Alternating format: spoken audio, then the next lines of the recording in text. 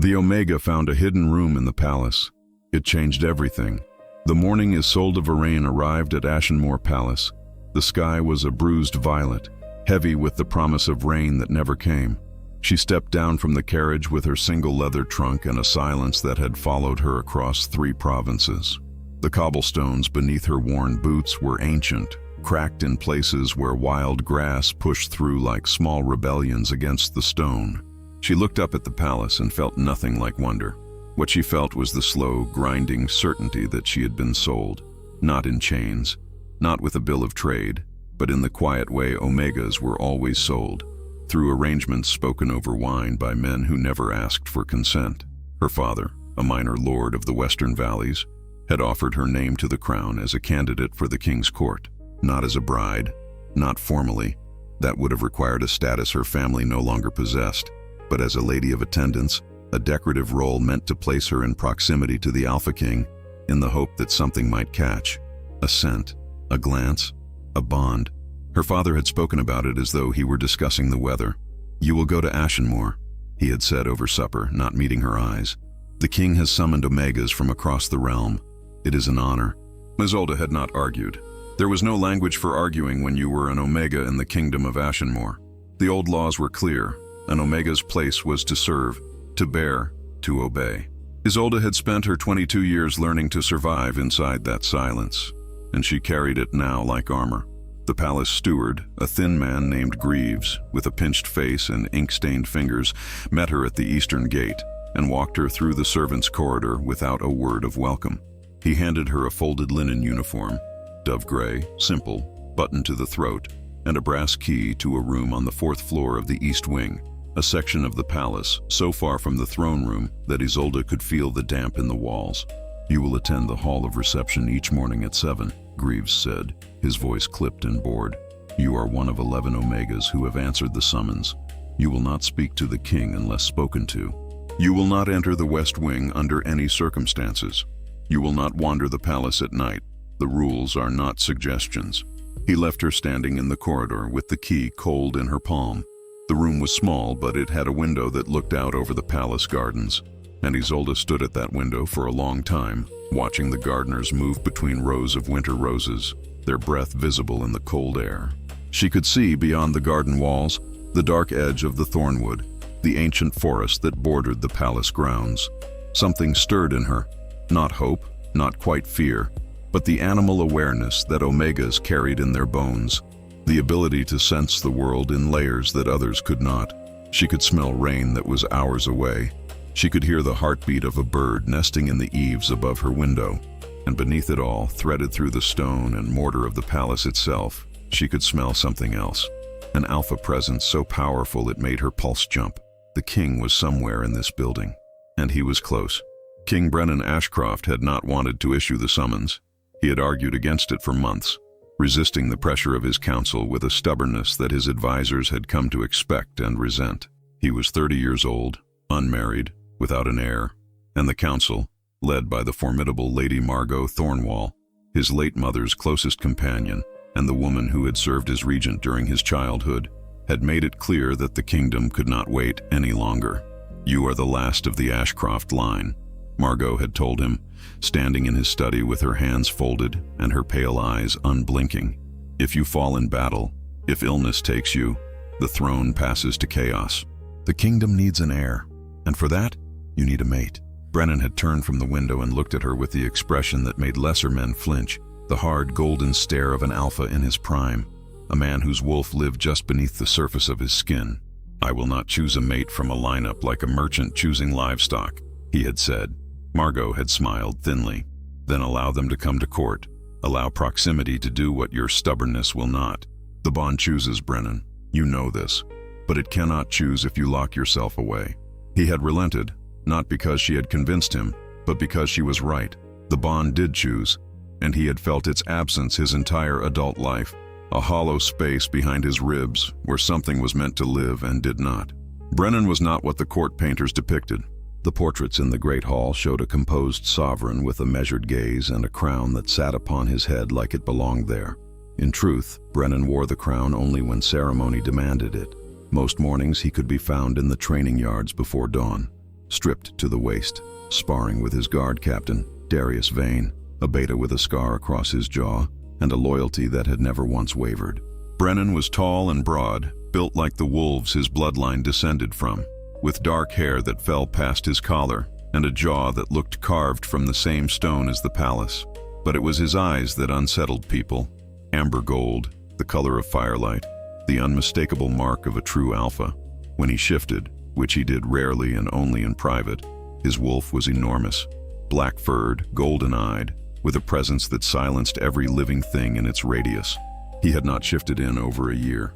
The wolf was restless, pacing behind his thoughts like a caged thing, and Brennan did not trust what it wanted. The first morning in the hall of reception, Isolde stood in line with the other 10 Omegas and understood immediately that she did not belong among them.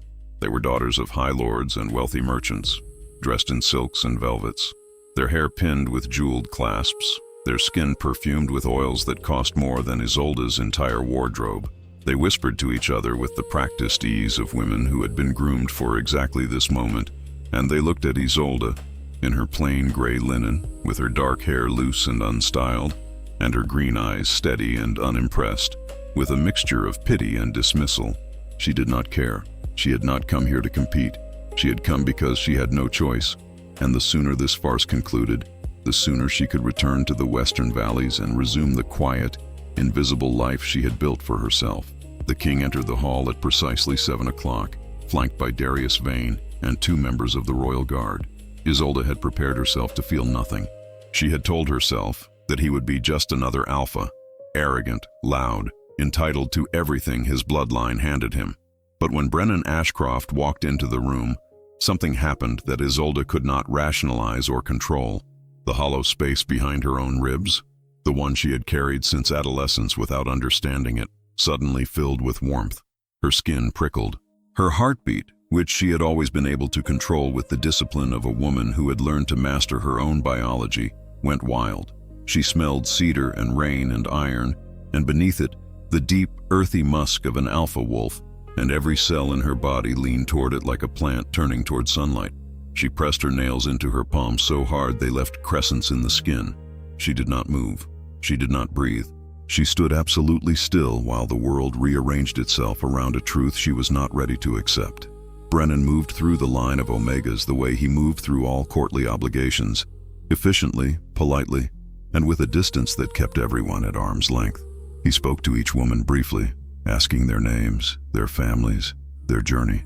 His voice was low and measured, and Isolde could hear in it the careful effort of a man performing a role he despised. He reached the 8th Omega, then the 9th, and then he was standing in front of Isolde, and the air between them ignited. She saw it happen to him the way it had happened to her. The sudden stillness, the widening of those amber eyes, the involuntary intake of breath. His wolf surged forward so powerfully that his eyes shifted, the gold brightening to molten bronze, and for a single, terrifying second, Isolde saw the predator that lived inside the king. Then he blinked, and it was gone, and he was just a man standing too close to her, breathing too hard, looking at her with an expression that was equal parts recognition and denial. "Your name," he said, and his voice had dropped to something that was almost a growl. "Isolde Varen," she said, "of the Western Valleys." He stared at her for 3 seconds too long, then turned and walked away without another word. The other Omegas watched him go with confusion. Lady Margot, standing at the edge of the hall, watched with something else entirely. In the days that followed, Brennan avoided Isolde with a determination that bordered on absurdity. He rearranged his entire schedule to ensure they would not cross paths, taking meals in his study, using the western corridors to bypass the eastern wing, sending Darius to deliver messages that he would normally have carried himself. Isolde noticed because Omegas always noticed, and she told herself she was relieved. The bond was a biological accident, a trick of pheromones and ancient chemistry, and she wanted no part of it. She had seen what the bond did to Omega women, how it made them soft, dependent, willing to dissolve the boundaries of their own selfhood for the sake of an alpha's approval. She had watched her own mother wither in a bonded marriage to a man who treated her like property, and she had sworn years ago that she would never allow herself to be consumed like that. So she ignored the warmth in her ribs. She ignored the way her body tracked his presence through walls and floors, aware of exactly where he was in the palace at every moment. She ignored the dreams that came at night, vivid, overwhelming dreams of running through the thornwood beside a black wolf with golden eyes. Instead, she explored the palace. The east wing, where her room was located, was largely unused, a labyrinth of empty chambers, forgotten libraries, and corridors that smelled of dust and old stone. Greaves had told her not to wander, but Isolde had spent her entire life being told what she could not do, and the habit of quiet disobedience was as natural to her as breathing. She moved through the abandoned hallways in the hours between her morning obligations and the evening meal, mapping the palace in her mind, learning its rhythms and its secrets. She found a library on the third floor that had been sealed for what appeared to be decades. The door was swollen with moisture, and when she forced it open, the air inside smelled of mildew and old paper. The shelves held volumes in languages she did not recognize, and the windows were so thick with grime that the light came through green and murky, like looking up from the bottom of a river. It was on the 12th day that she found the room. She had been following a corridor on the second floor of the east wing, one she had not explored before, when she noticed something that stopped her mid-step. The corridor ended in a wall of rough stone, unremarkable in every way, except that the draft coming from behind it was warm. Every other draft in the east wing was cold, carrying the chill of unused spaces and unlit hearths. But this one was warm, and it carried a scent, faint, buried beneath layers of dust, but unmistakable to an Omega's heightened senses. Lavender, beeswax, and something else. Something that made Isolde's chest ache with a recognition she could not name. She pressed her hands against the stone and felt beneath her fingertips a seam, a line so fine it was invisible to the eye but perceptible to the touch. She traced it upward, then across and then down, and she understood that she was outlining a door. It took her nearly an hour to find the mechanism. It was hidden in the carved molding that ran along the base of the wall. A stone rose, no larger than her thumbnail, that depressed when she pushed it. The wall shifted with a sound like a sigh, swinging inward on hinges that had been oiled so thoroughly they were still smooth after what must have been years of disuse. The room beyond was not large, perhaps 15 feet square, but it was immaculate. Someone had cared for this space with devotion. The floor was swept clean. A single oil lamp sat on a desk in the corner, and when Isolde touched the glass, she found it free of dust. There were shelves along 2 walls, filled with leather-bound journals, rolled parchments, and small wooden boxes. A tapestry hung on the far wall, depicting a scene Isolde had never seen before. A woman standing beside a wolf, not behind it, not beneath it, but beside it, and both figures wore crowns. In the center of the room, on the desk, lay an open journal. The handwriting was elegant, precise, and feminine. Isolde leaned forward and read the first line. "If you are reading this, then I am already dead, and the truth I could not speak aloud has outlived me." Isolde lowered herself into the chair and began to read. The journal belonged to Queen Lenara Ashcroft, Brennan's mother. She had died when Brennan was 11 years old, officially of a wasting illness that had consumed her over the course of a single winter. The court had mourned. The kingdom had grieved. Lady Margot had stepped forward as regent, guiding the young prince through his adolescence and into his kingship with a steady hand that the council had praised as selfless devotion. But the words in Lenara's journal told a different story entirely. Lenara had not been ill. She had been poisoned, slowly, methodically, over the course of 8 months, with a compound derived from night bloom root, a plant so rare it grew only in the deepest reaches of the thornwood, and so deadly that even trained herbalists handled it with gloves. The poison mimicked the symptoms of a wasting disease: fatigue, pallor, loss of appetite, a gradual dimming of the senses. No physician would think to test for it, because no physician in Ashenmoor had seen night bloom poisoning in living memory. But Lenara had known. She had been a scholar before she was a queen, trained in the old sciences, and she had recognized the taste in her tea. Bitter, almost metallic, hidden beneath honey and chamomile. She had tested her own blood using methods described in the ancient texts, and she had confirmed what her body was already telling her. She was being killed. The question that consumed the second half of the journal was who. Lenara had systematically eliminated possibilities, recording her reasoning with the meticulous logic of a woman who knew she was running out of time. The servants were loyal. She had hired them herself, vetted their families, earned their love over years of kindness. The cook was a woman named Brenna who had served the palace for 30 years and wept openly at any suggestion the queen's food might be substandard. The physicians were baffled by her illness and desperately searching for a cure. That left the inner court, the small circle of nobles and advisors who had regular access to the queen's private chambers. And at the center of that circle, like a spider in a web of silk and influence, sat Lady Margot Thornwall. Isolde turned the pages with trembling hands. Lenara's evidence was not speculation. She had documented everything. The dates when her symptoms worsened, which always coincided with Margot's private visits. The small vial she had discovered hidden in the lining of Margot's traveling case during a moment of desperate searching. The letter she had intercepted between Margot and a man named Sefton Gale, a minor lord of the Northern Territories who, according to Lenara's research, had been quietly purchasing Thornwood land and cultivating Nightbloom under the guise of a lumber operation. The letter was coded, but Lenara had broken it. Its contents were damning. Margot had commissioned the poison.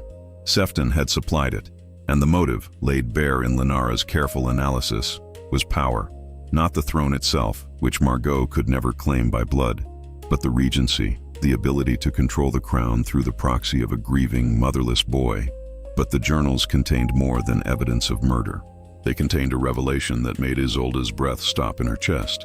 Lenara had discovered, during her years of scholarship, a set of ancient documents hidden in the palace archives, documents that predated the current laws by centuries. These documents described a time when Omegas were not subordinate. They were equal.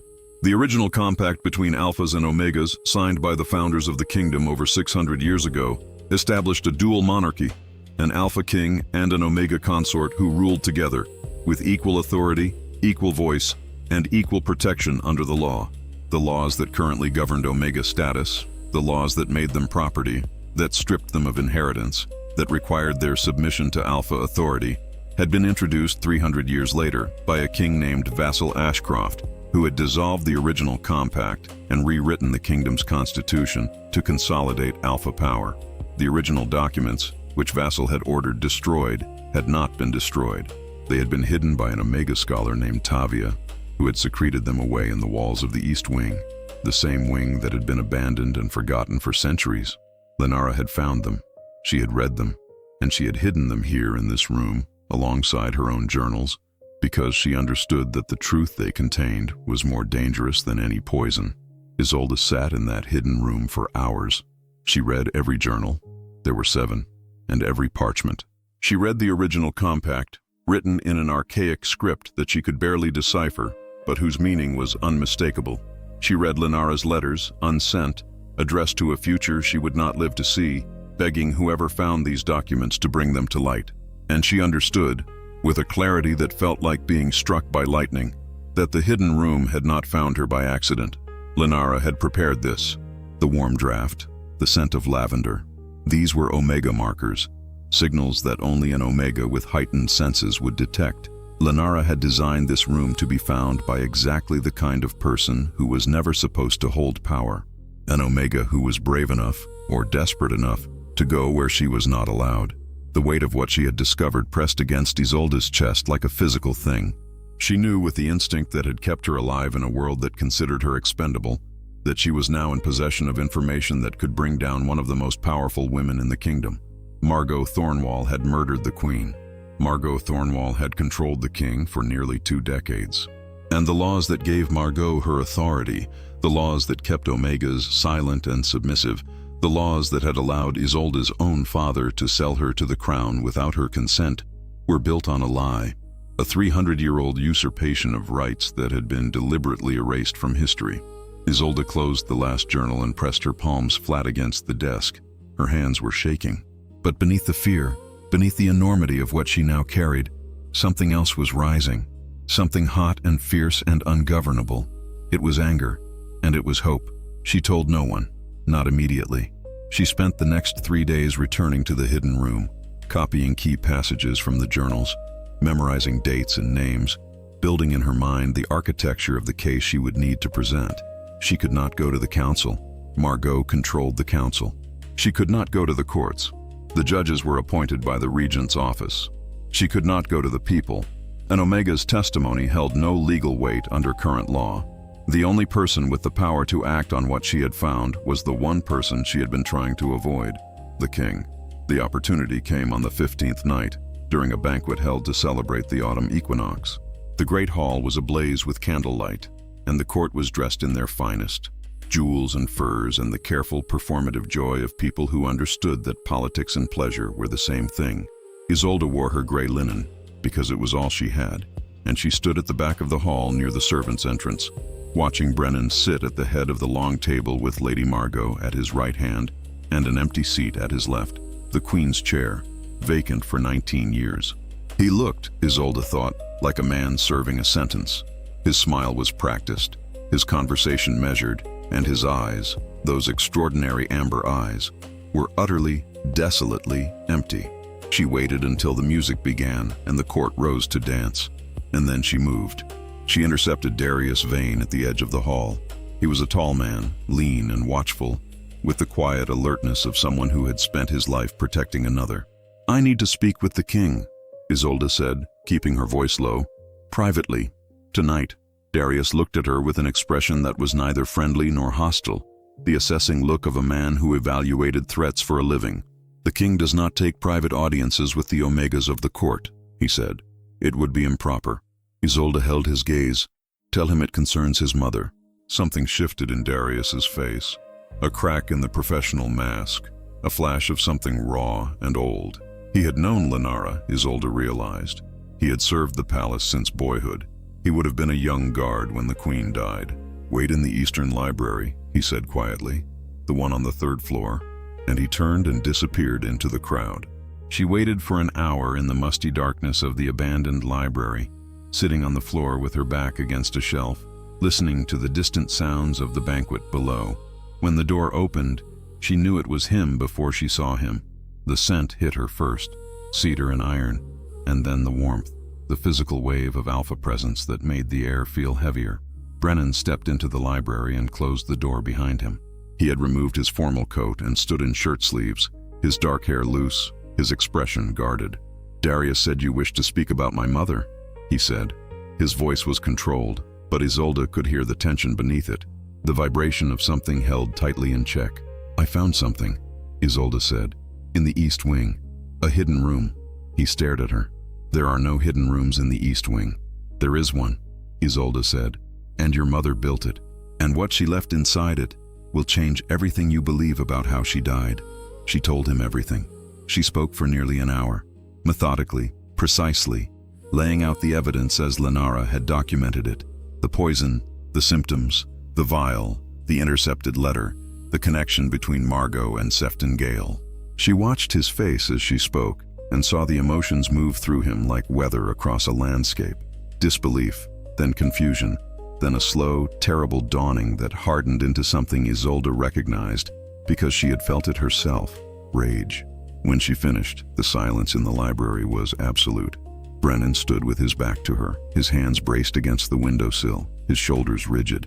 She could see the wolf in him straining against his control, the tendons in his neck standing taut, his breathing harsh and uneven. "Show me," he said, and his voice was no longer the measured tone of a king. It was the low, dangerous rumble of a wolf who had just learned that the person he trusted most in the world had killed the person he loved most. She led him through the corridors of the East Wing, through the dust and the silence, to the dead-end wall with its hidden seam. She pressed the stone rose and the door sighed open, and Brennan stepped into his mother's secret room for the first time. Isolde watched him from the doorway as he moved through the space with the careful, reverent slowness of a man entering a shrine. He touched the shelves, the tapestry, the chair where Lenara had sat and written her final testament. He lifted the first journal and opened it, and when he saw her handwriting, the elegant, precise script that he must have recognized from childhood, something in him broke. It was not dramatic. He did not cry out or strike the wall. He simply stood very still, holding the journal open in both hands, and closed his eyes, and Isolde saw a single tear track down his face, catching the lamplight.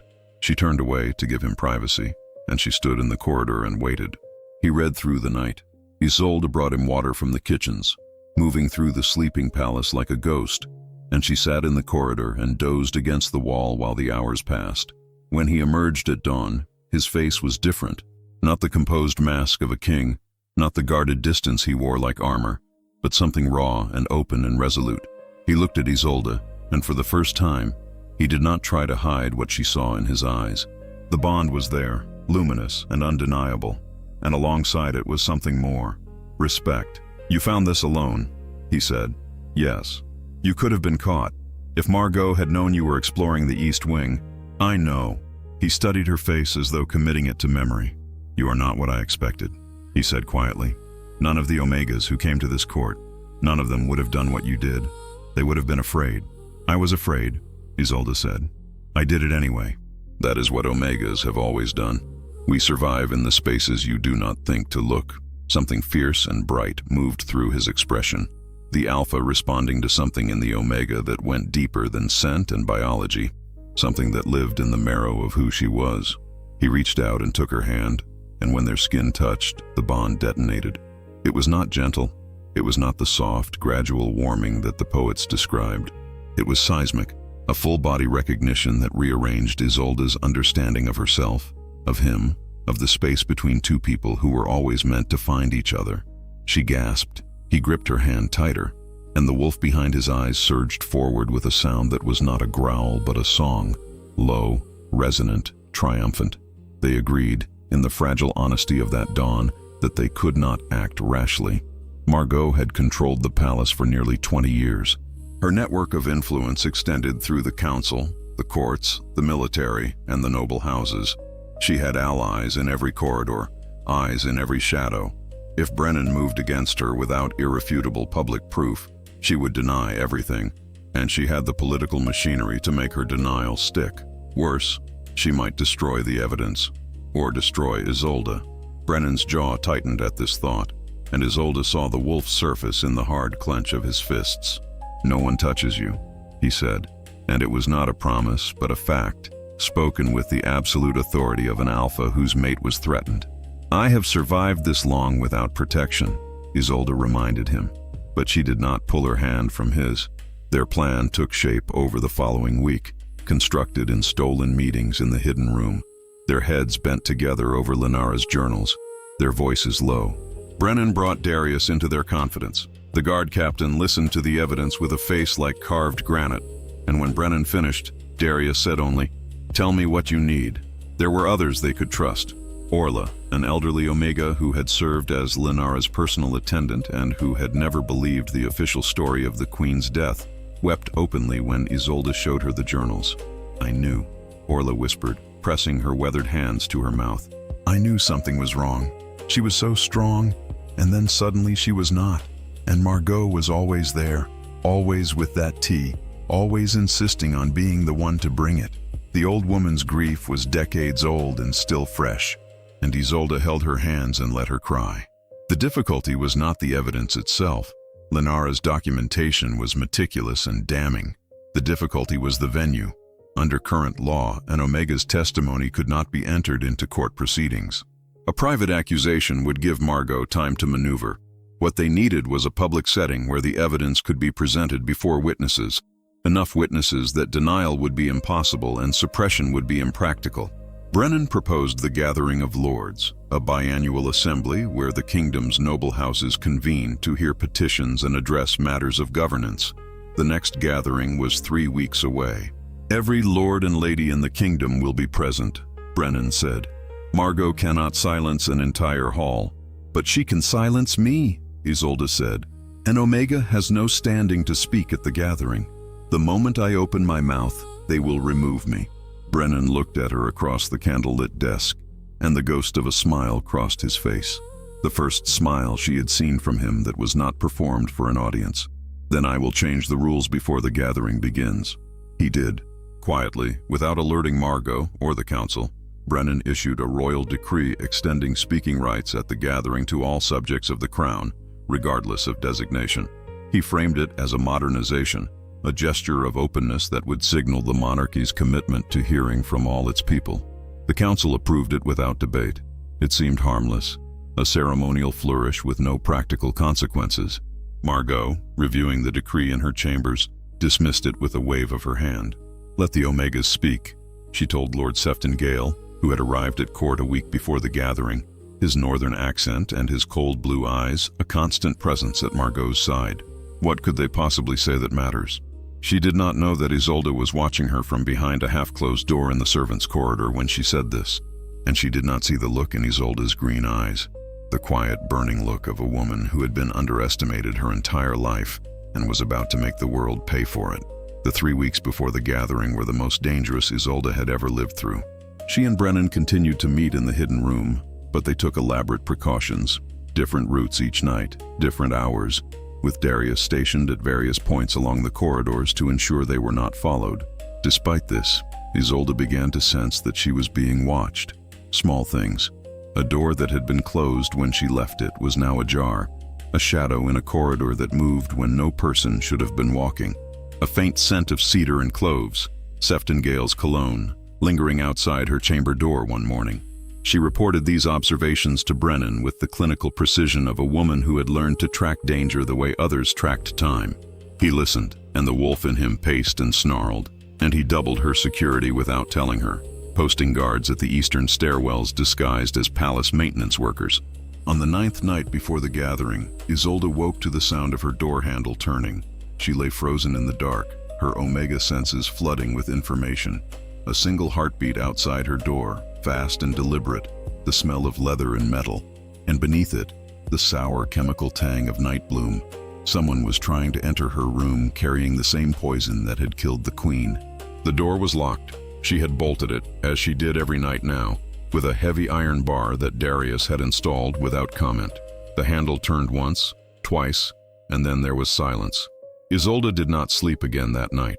She sat with her back against the headboard, her eyes on the door, and she thought about Lenara, a brilliant woman, a scholar and a queen, who had died alone in this palace with the truth locked inside her and no one brave enough or powerful enough to set it free.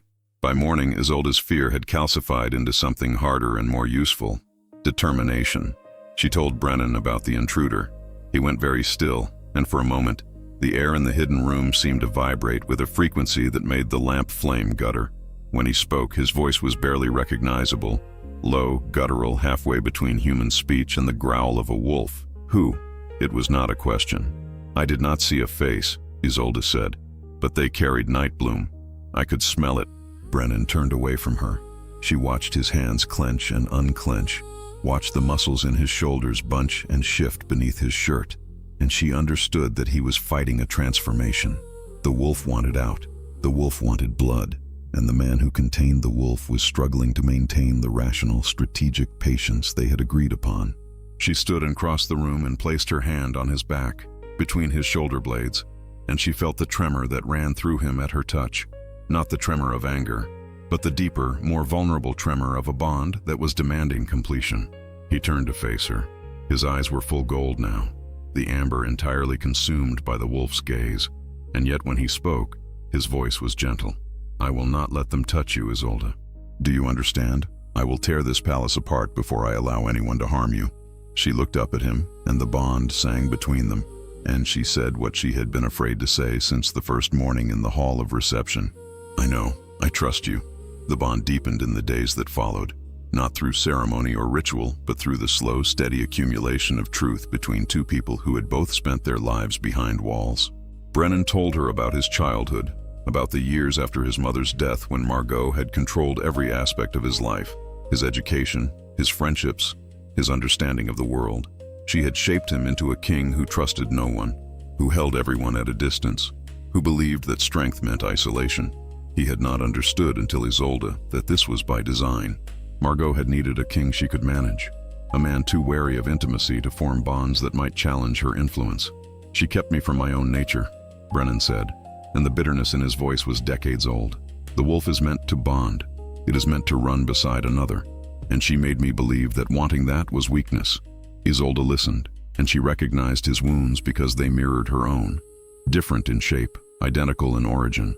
Both of them had been diminished by the systems Margot upheld. Both of them had been taught to be less than what they were. She told him, in turn, about her life in the Western Valleys, about her mother, an omega of extraordinary intelligence who had been denied education, denied agency, denied everything except the role of wife and bearer, about her father, a weak man who had accepted the world's cruelties as natural law because it was easier than fighting.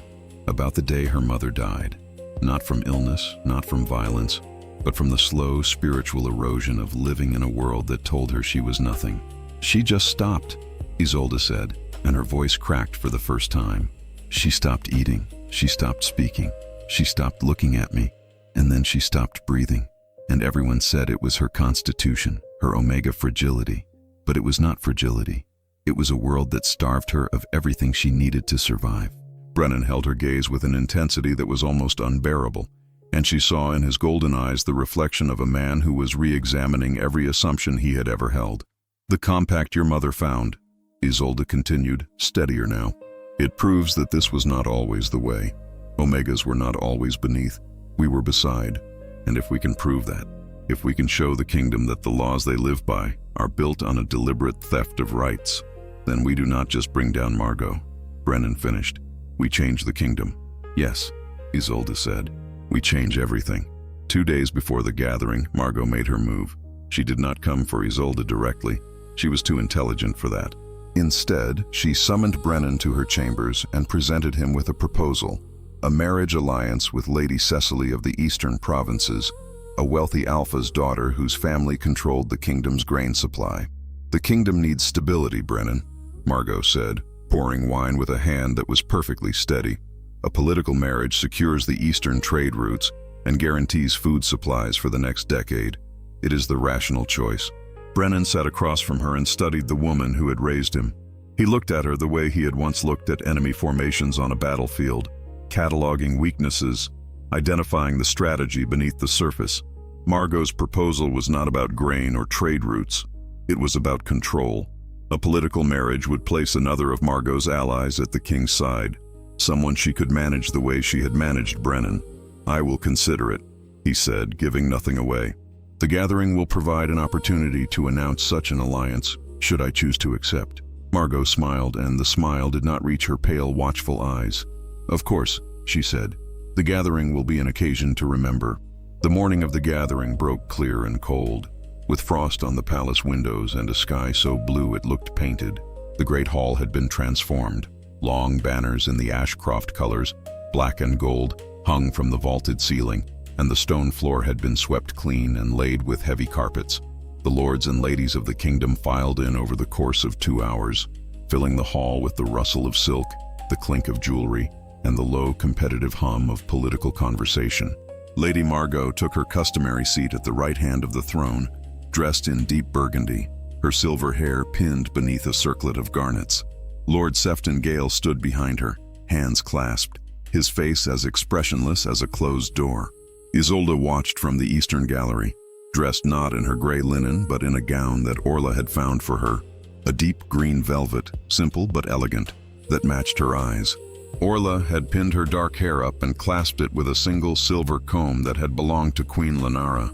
She would have wanted you to wear it, Orla had said, pressing the comb into Isolde's hand with tears streaming down her weathered face. The gathering proceeded through its usual business, trade disputes, border concerns, a petition from the Merchants Guild about road maintenance. Brennan presided with his customary composure, and no one in the hall noticed the slight tension in his jaw, the way his eyes flickered to the eastern gallery at intervals, the almost imperceptible nod he exchanged with Darius Vane when the last routine petition was concluded. Then Brennan stood. The hall fell silent. When a king stood at the gathering, it meant he wished to address the assembly directly, and the assembly listened. I have a matter to bring before this body, Brennan said, his voice carrying to every corner of the vaulted hall. A matter of grave importance to the crown and to the kingdom. Under the decree of open speaking rights, I call Isolde Varon to the floor. A murmur rippled through the hall. An Omega called to the floor of the gathering. It had never happened. Isolde descended from the gallery and walked the length of the hall with the journals pressed against her chest, wrapped in oilcloth. She could feel every eye in the room on her, could hear the whispered speculation, could smell the cocktail of curiosity and condescension that followed an Omega through every public space. She did not look at Margot. She looked at Brennan, and he looked at her, and the bond between them was a thread of golden light that she could feel in her sternum, holding her steady. She reached the floor, turned to face the assembly, and began to speak. "My lords and ladies," she said, and her voice was clear as a bell in the silent hall. 19 years ago, Queen Lenara Ashcroft died in this palace. The official record states she succumbed to a wasting illness. I am here to tell you that the official record is a lie. Queen Lenara was murdered. The hall erupted. Voices rose in shock, in outrage, in the defensive anger of people whose certainties were being challenged. Margot was on her feet, her face a mask of controlled fury. "This is outrageous," she said, her voice cutting through the noise. "This Omega has no standing, no evidence, no right to make such accusations in this hall." "She has the right," Brennan said, and his voice was the crack of thunder over the chaos. "I gave her the right, and she has the evidence. Let her speak." The hall quieted, not from agreement, but from the authority of a king who had never before spoken in that tone. It was the voice of the Alpha, the wolf, the sovereign, and it brooked no argument. Isolde spoke for an hour. She laid out the evidence as she had laid it out for Brennan, calmly, chronologically, with the precision of a scholar and the conviction of a woman who had nothing left to lose. She presented the journals. She read passages aloud, Lenara's own words describing her symptoms, her investigations, her discovery of the poison. She named Margot Thornwall. She named Sefton Gale.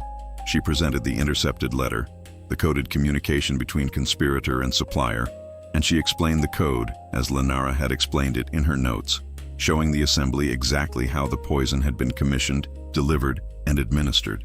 She watched the hall as she spoke and saw the faces change, skepticism softening into attention, attention hardening into horror.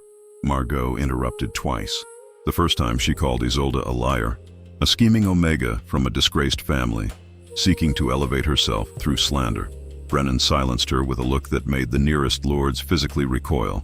The second time, Margot attempted to discredit the journals, arguing that they could have been forged.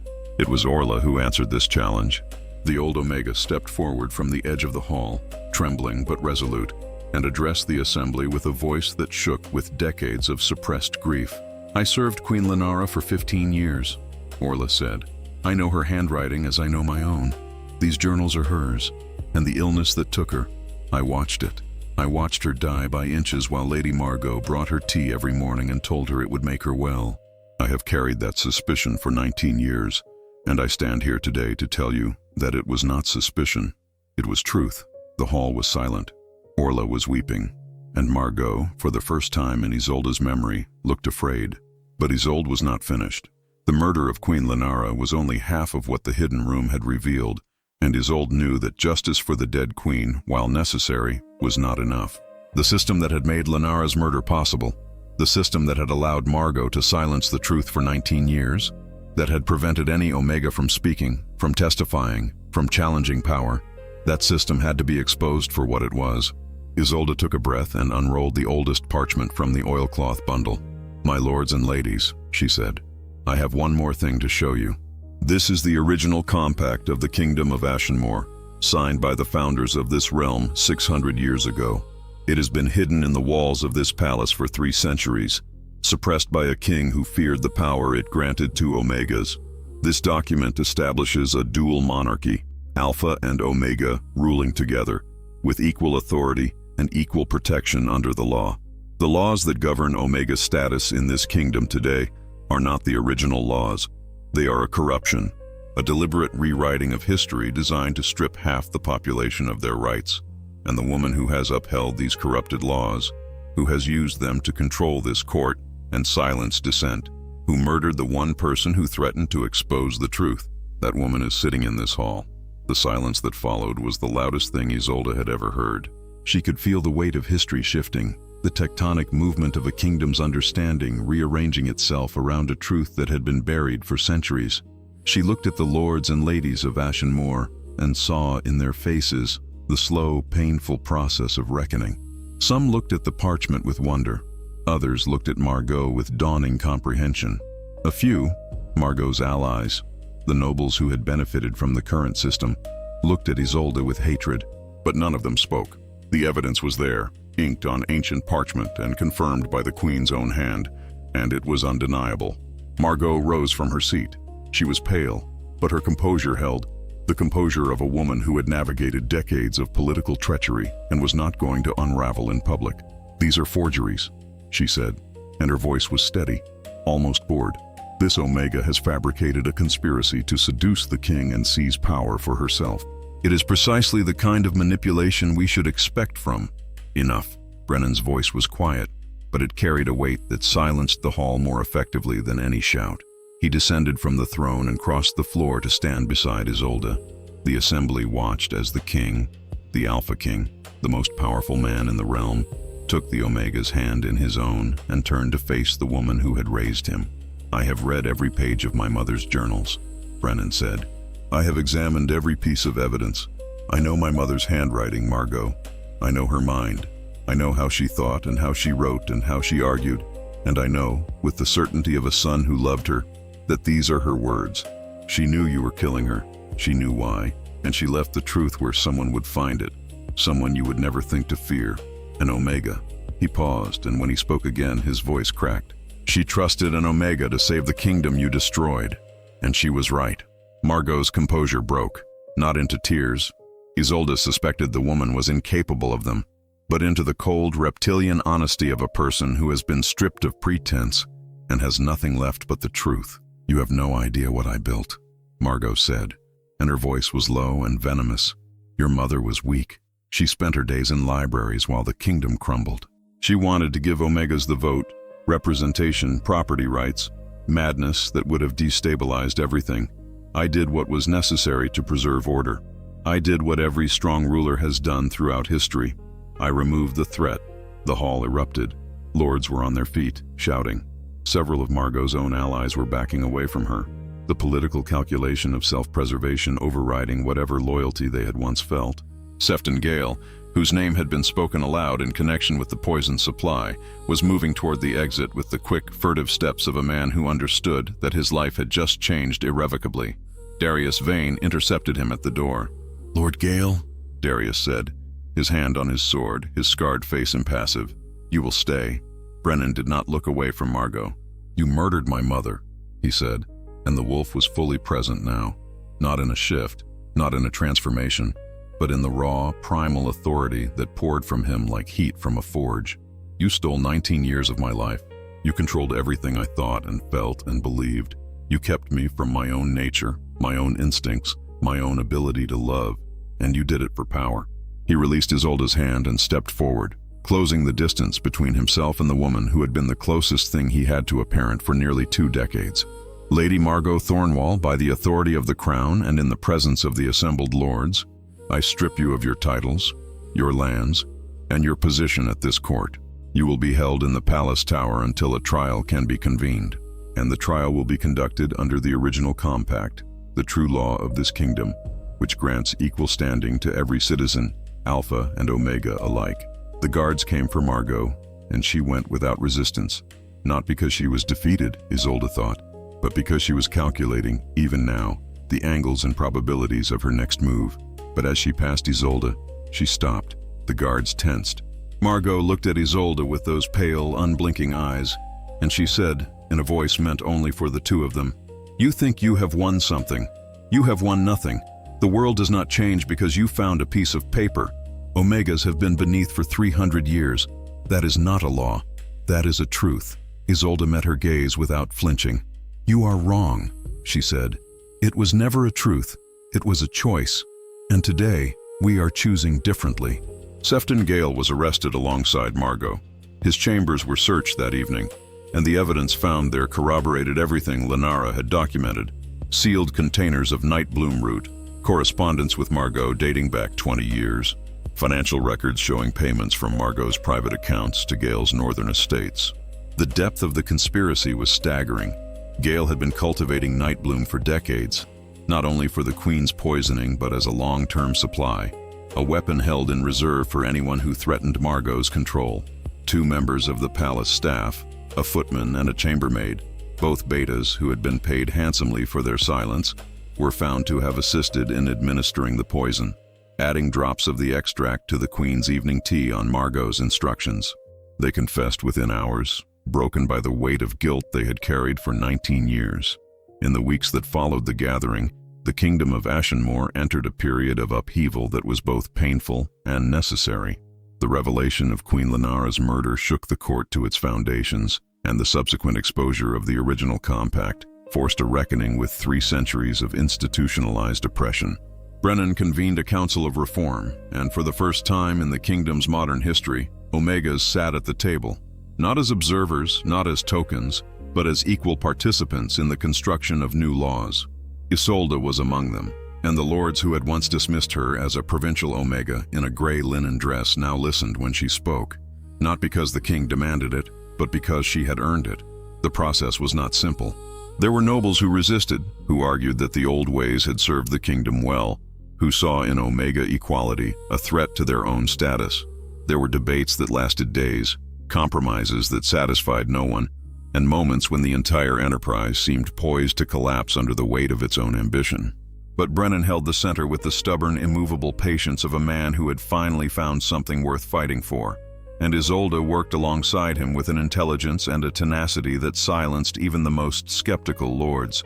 She drafted the Ashenmore Charter of Omega Rights, a document that would become the foundation of a new legal framework, guaranteeing Omegas the right to own property, to hold titles, to inherit, to testify in court, to refuse bonding without consent, and to participate in governance at every level. The charter was not perfect. Isolde knew it was a beginning, not an ending, but it was a beginning that Lenara had dreamed of and died for, and it was real. On the evening the charter was signed into law, Brennan found Isolde in the hidden room. She was sitting at Lenara's desk, reading the Queen's final journal entry, the one that began, "If you are reading this, then I am already dead," and there were tears on her face, not of sadness but of a grief that had finally found its resolution. He stood in the doorway and watched her, and the bond between them, which had grown from a spark to a flame to something vast and quiet and unshakable, filled the small room with warmth. "She would have loved you," Brennan said. Isolde looked up at him, and for a moment the distance between them, king and Omega, alpha and mate, 2 people who had found each other against every odd and obstacle, collapsed into something simple. "She saved us," Isolde said. "Both of us. She saved the whole kingdom from a room no bigger than a closet."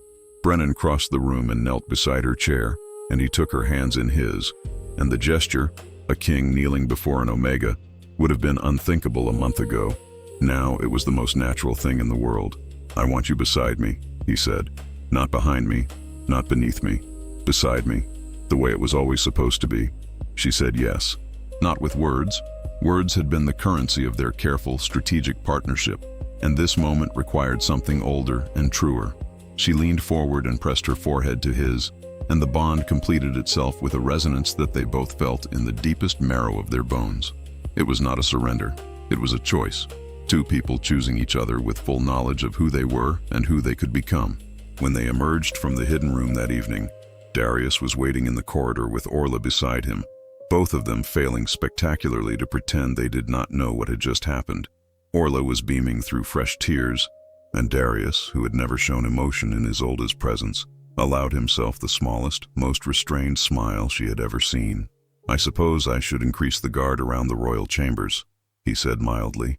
"I suppose you should," Brennan said, and the look he gave Isolde was so openly, vulnerably happy that she had to look away to keep from crying.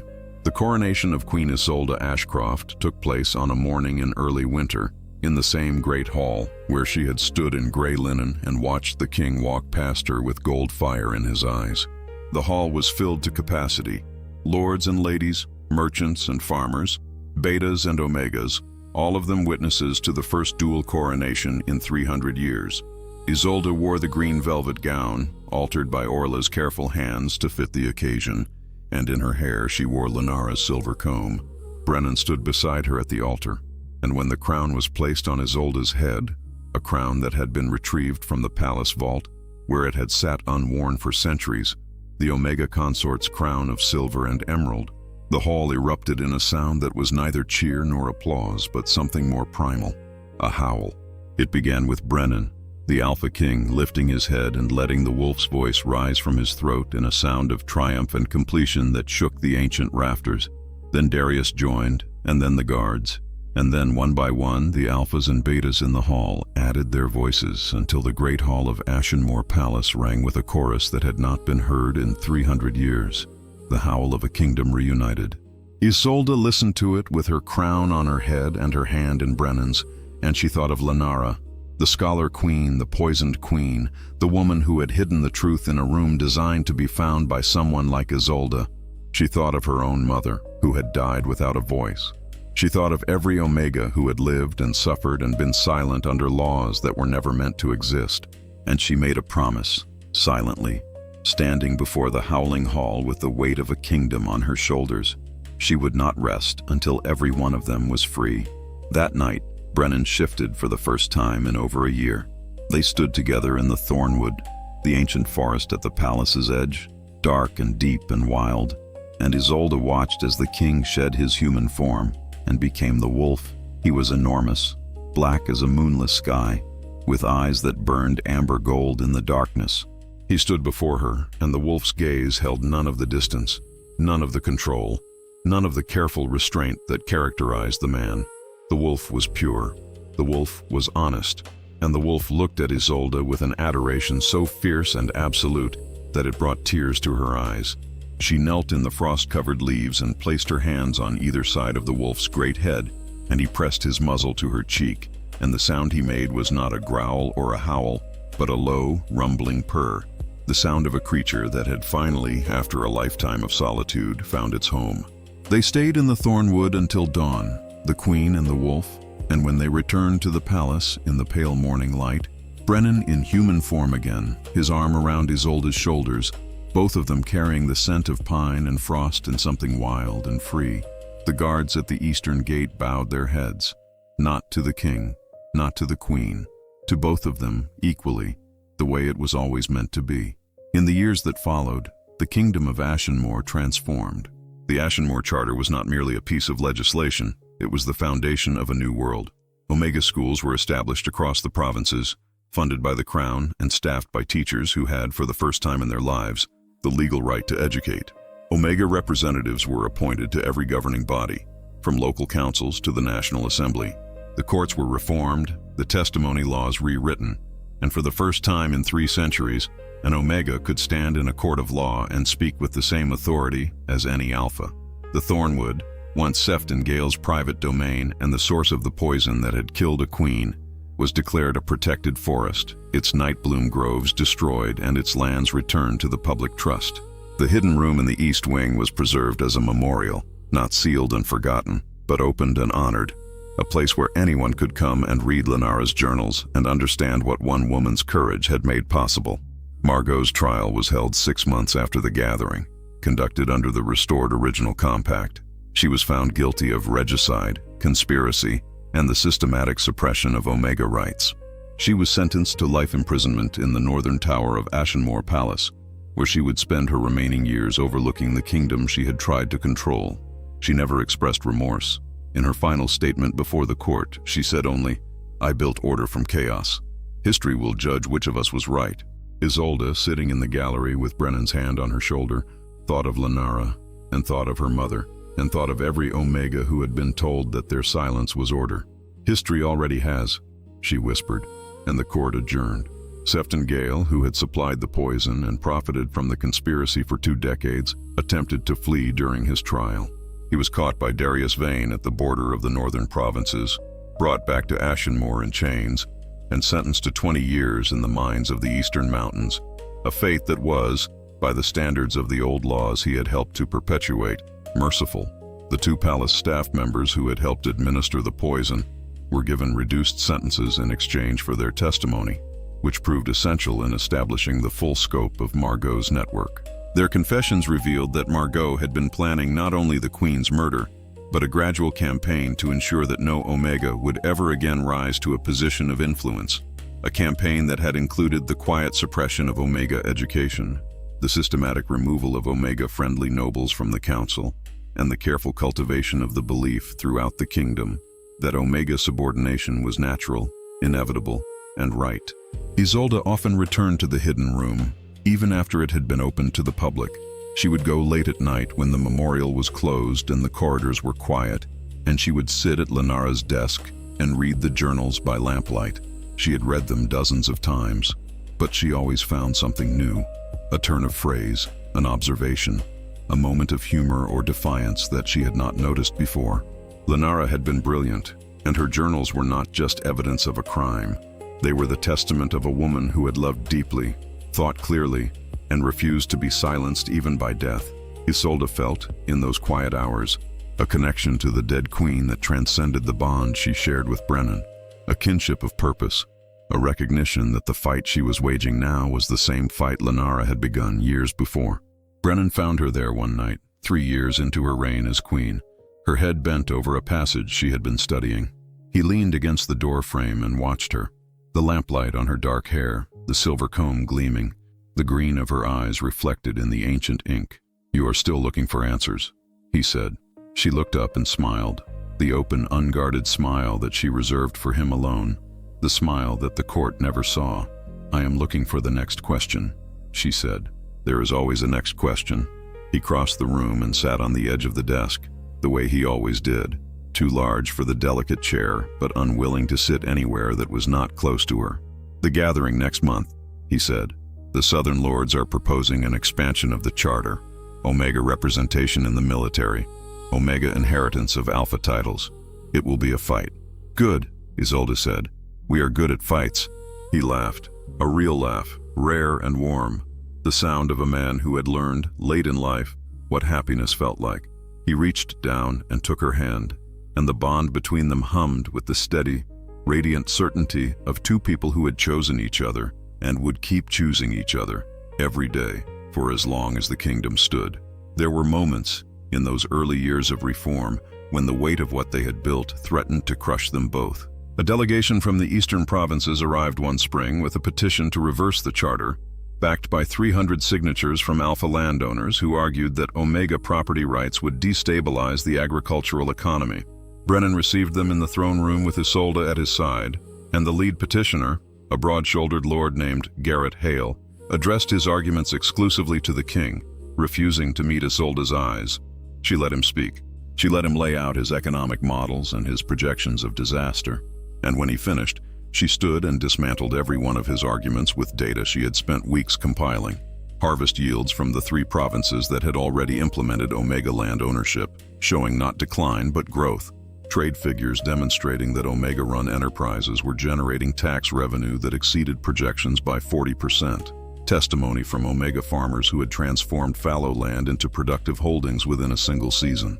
Lord Hale left the throne room with his petition unsigned and his certainties shaken, and 3 months later, his own daughter, an Omega he had kept from school for 17 years, enrolled in the newly established Ashenmore Academy of Letters. The academy became one of Isolde's proudest achievements. Built on the grounds of what had been Sefton Gale's confiscated estate, it was the first institution in the kingdom's history dedicated to Omega education. Isolde had fought for it against fierce opposition, had argued its case before the council with a passion that left even her supporters breathless, and had personally selected its first headmistress, a brilliant Omega scholar named Petra Voss, who had spent 20 years teaching children in secret, in defiance of the laws that prohibited Omega literacy. The day the academy opened its doors, Isolde stood in its courtyard and watched 60 young Omegas walk through the entrance for the first time, their faces bright with a mixture of terror and wonder, and she wept. She wept for her mother, who would have given anything to walk through those doors. She wept for Lenara, who had dreamed of this and died before she could see it, and she wept for herself, for the girl from the western valleys who had arrived at Ashenmore Palace with a single trunk and a silence that she had carried like armor, who had never imagined that her voice would be the one to change the world. Brennan watched her from the edge of the courtyard, and the expression on his face was one that Darius had seen only a handful of times in all their years together. The expression of a man witnessing something sacred. "She is extraordinary," Darius said, standing beside him. Brennan did not take his eyes from Isolde. "She was always extraordinary," he said. "The world just was not ready to see it." Darius considered this, then nodded slowly. "The world rarely is," he said. "It takes someone breaking the door down." Brennan smiled, the private, unguarded smile that his wolf shared with his mate across crowded rooms and silent corridors, and the vast, complex distance of a kingdom that was learning, day by day, to become what it had always been meant to be. "She did not break the door," Brennan said. "She found the one that was already there. hidden behind a wall that everyone else walked past. On the first anniversary of the charter's signing, Isolde returned to the Western Valleys.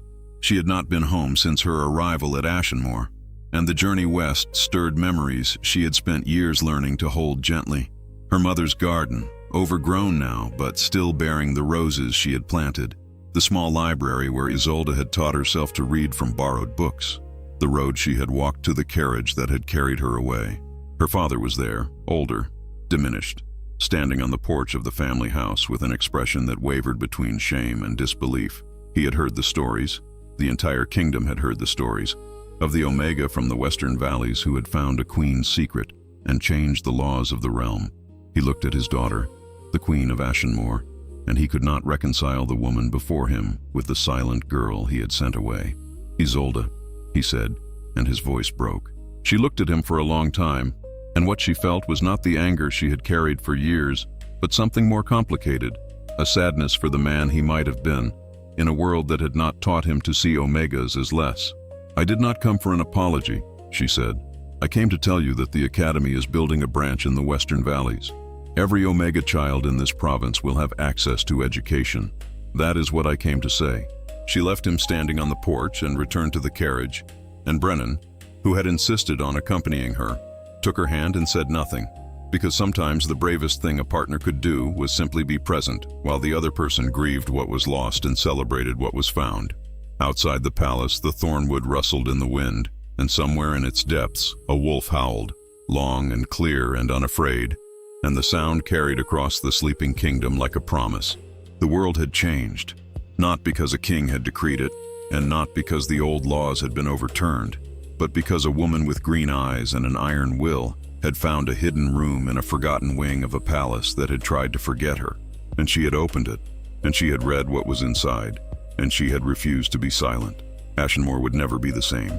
And in the hidden room, preserved behind its stone door, Lenara's first line still waited for every soul brave enough to find it.